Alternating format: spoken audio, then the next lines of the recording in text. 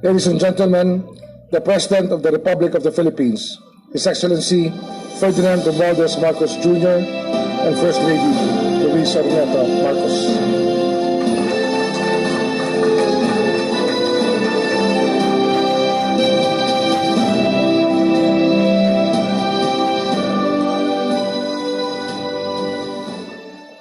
Thank you very much, Secretary Boying Remulla. Vice President Sara Duterte. Oh, please. Former President and Senior Deputy Speaker. Again,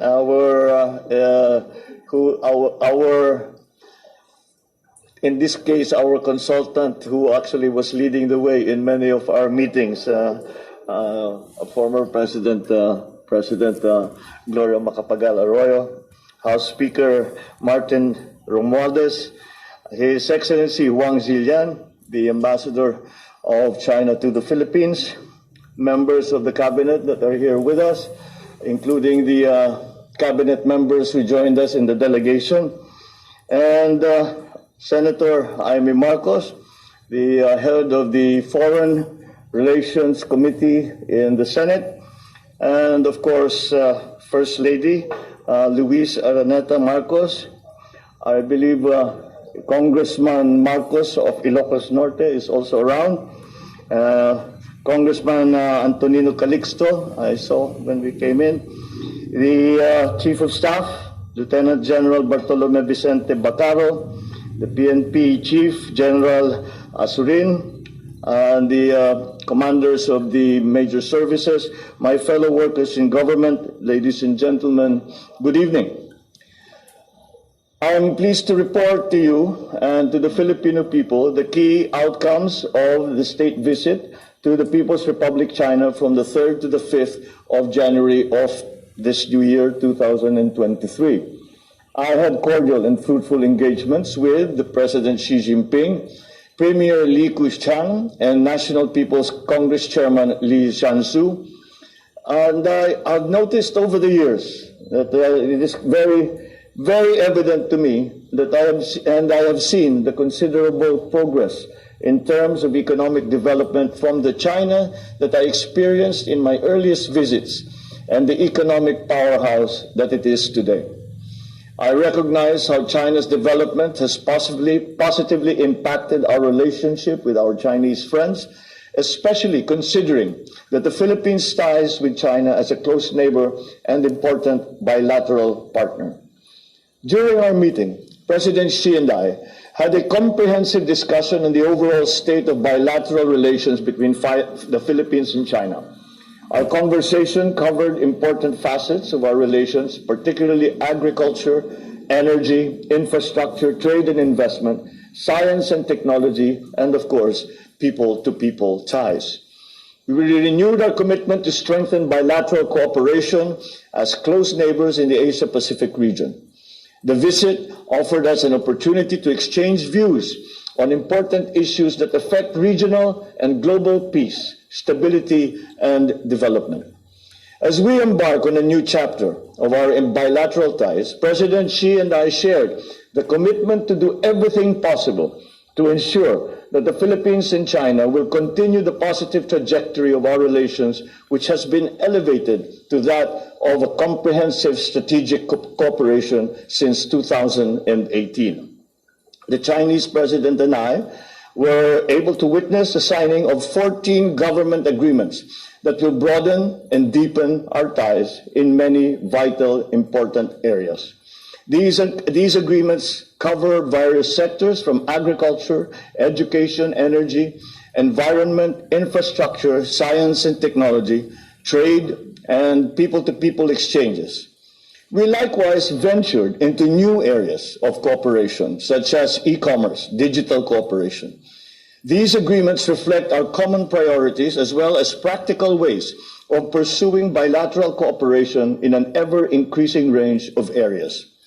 We welcome the growing trade relations between our two countries. We both noted the large trade deficit with China.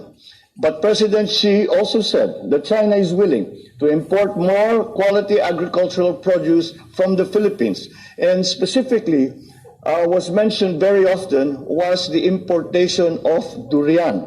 And we signed the agreement on the 4th of January, and the agreement between the Philippines and China as to the rules and regulations to make possible the importation of durian, mangosteen, and other specialty rice varieties and other fruits to China to help redress the trade imbalance that we now have. President Xi and I also had an in-depth and frank discussion on the West Philippine Sea issue. We took note of our growing maturity of this bilateral relationship. This bilateral relationship which now allows both sides to manage differences in the West Philippine Sea so as to not allow it to hinder the rest of our fruitful engagements and multifaceted cooperation. I emphasized to President Xi how my administration intends to pursue an independent foreign policy, that we are more than willing to cooperate whenever possible in the pursuit of regional peace and our two countries' national interests.